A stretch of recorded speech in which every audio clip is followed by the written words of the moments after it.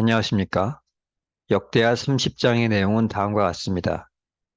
히스기야 왕은 방백들과 예루살렘 온 회중과 더불어 의논한 뒤 둘째 달에 유월절을 지키려 했습니다.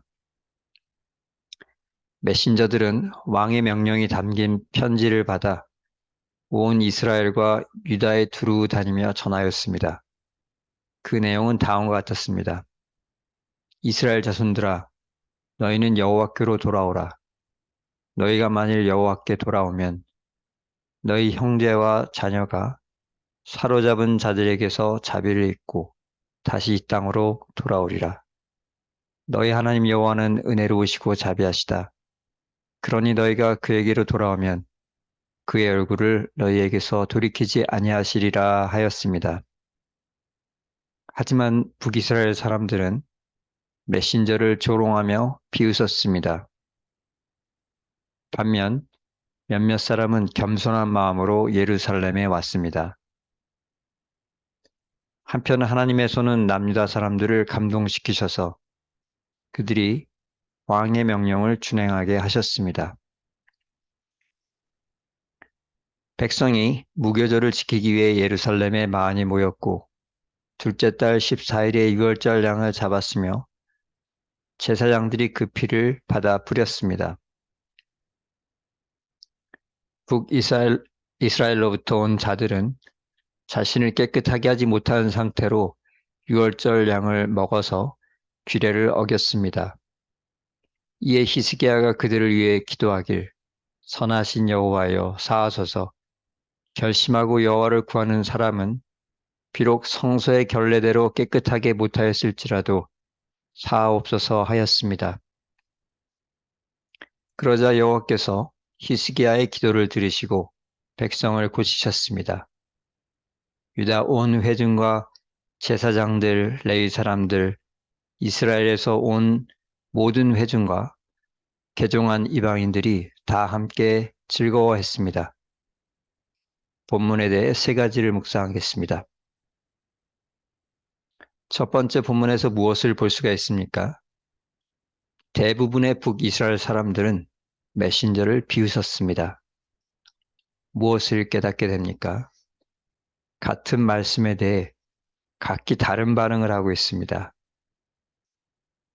히스기야가 북이스라엘에 메신저를 보낼 당시는 북이스라엘이 이미 아수르에게 망했을 때였습니다.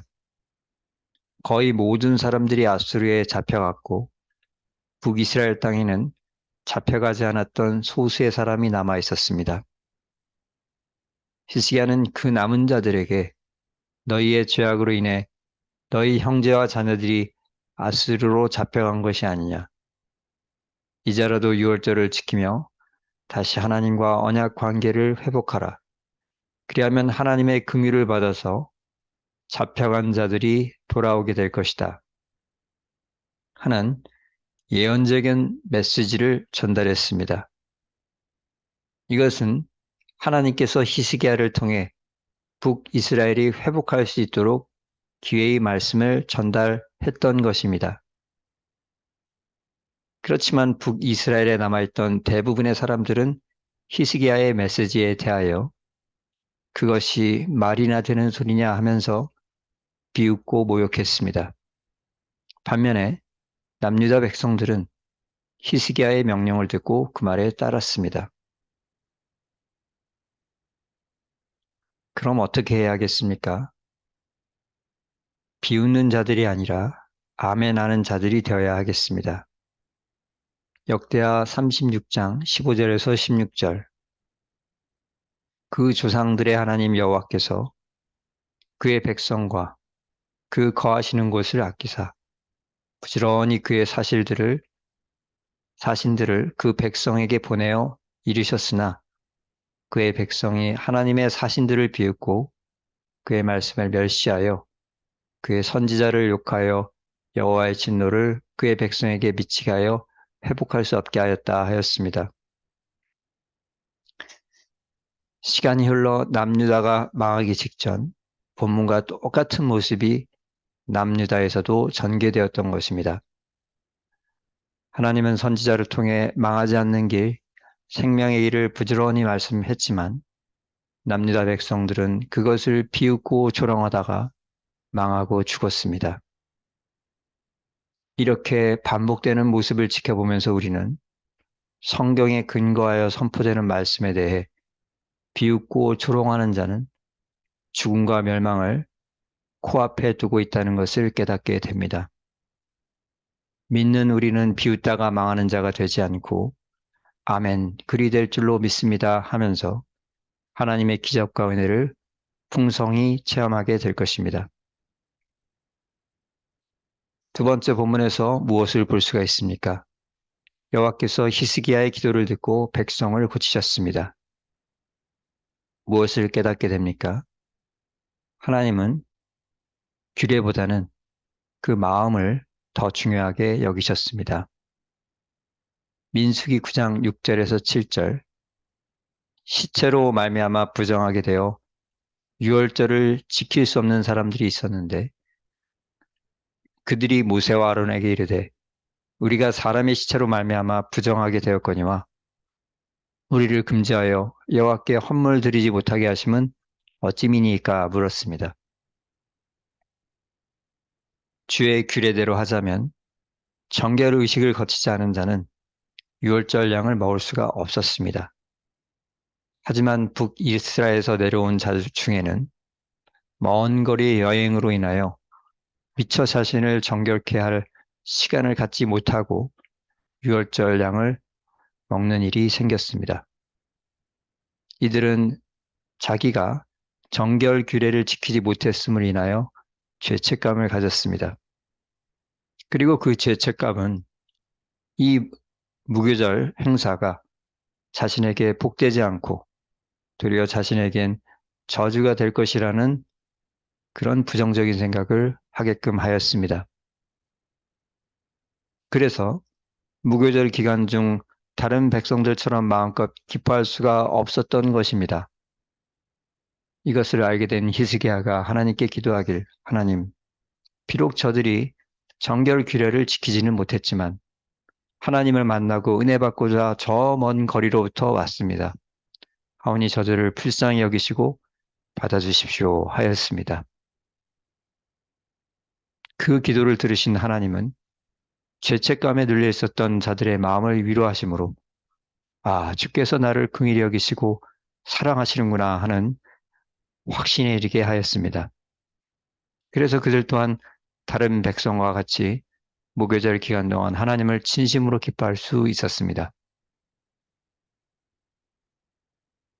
그럼 어떻게 해야겠습니까? 우리는 주님의 크신 긍휼을 받은 자로서 이제 긍휼을 베푸는 자로 살게 될 것임을 믿어야 하겠습니다. 야고보서 2장 13절, 긍휼을 행하지 아니하는 자에게는 긍휼 없는 심판이 있으리라. 긍휼은 심판을 이기고 자랑하니라 하셨습니다.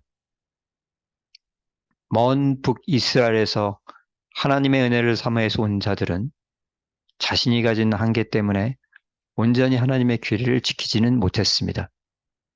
그렇지만 하나님은 그런 자들을 불쌍히 여기셨습니다. 이것은 우리 믿는 자가 주께 받는 긍휼이기도 합니다. 우리는 하나님을 우리의 주로 여기고 그분의 뜻을 지키고자 나름 애를 씁니다. 그렇지만 연약해서 우리의 순종은 온전하지가 못합니다.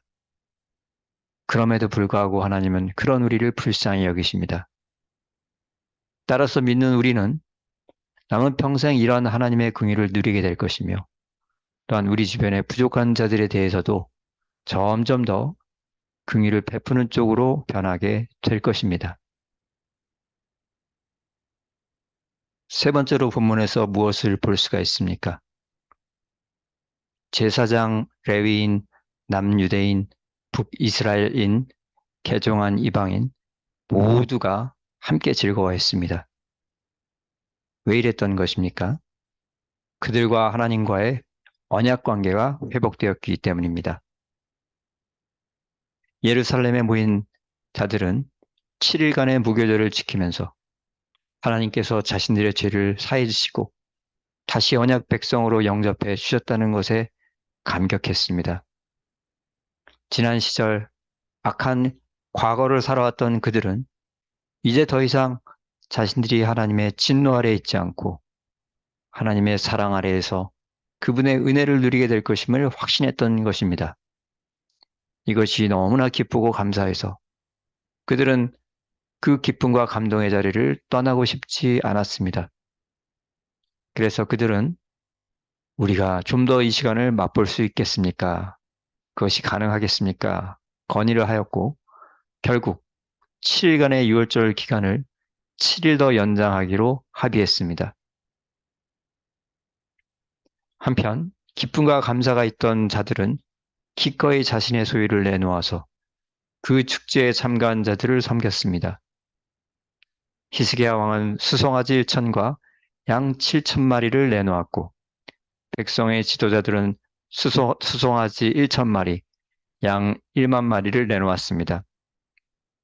결과로 모인 자들은 부족함이 없이 하나님 앞에서 풍성한 축제로 기뻐할 수 있었습니다.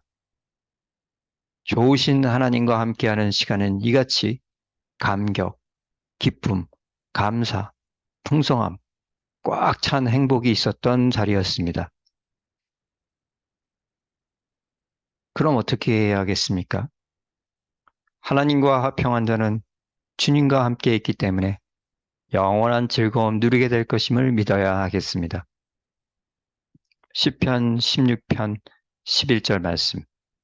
주께서 생명의 길을 내게 보이시리니 주의 앞에는 충만한 기쁨이 있고 주의 오른쪽에는 영원한 즐거움이 있나이다 하였습니다.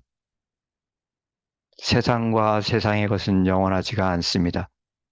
그래서 그런 세상이 주는 즐거움도 영원할 수가 없습니다. 그렇지만 하나님은 영원하시기 때문에 그런 하나님께서 주시는 즐거움은 영원합니다. 예수를 그리스도로 믿는 우리는 하나님과 화평한 중에 좋으신 하나님이 주시는 즐거움을 영원히 누리며 영생하게 될 것입니다. 말씀을 정리합니다. 첫째로 비웃는 자들이 아니라 아멘하는 자들이 되어야 하겠습니다. 둘째로 우리는 주님의 크신 긍휼을 받은 자로서 이제 긍휼 베푸는 자로 살게 될 것임을 믿어야 하겠습니다. 셋째로 하나님과 화평한 자는 주님과 함께 있기 때문에 영원한 즐거움 누리게 될 것임을 믿어야 하겠습니다. 주신 말씀에 순종하는 우리 모두가 되기를 축원합니다.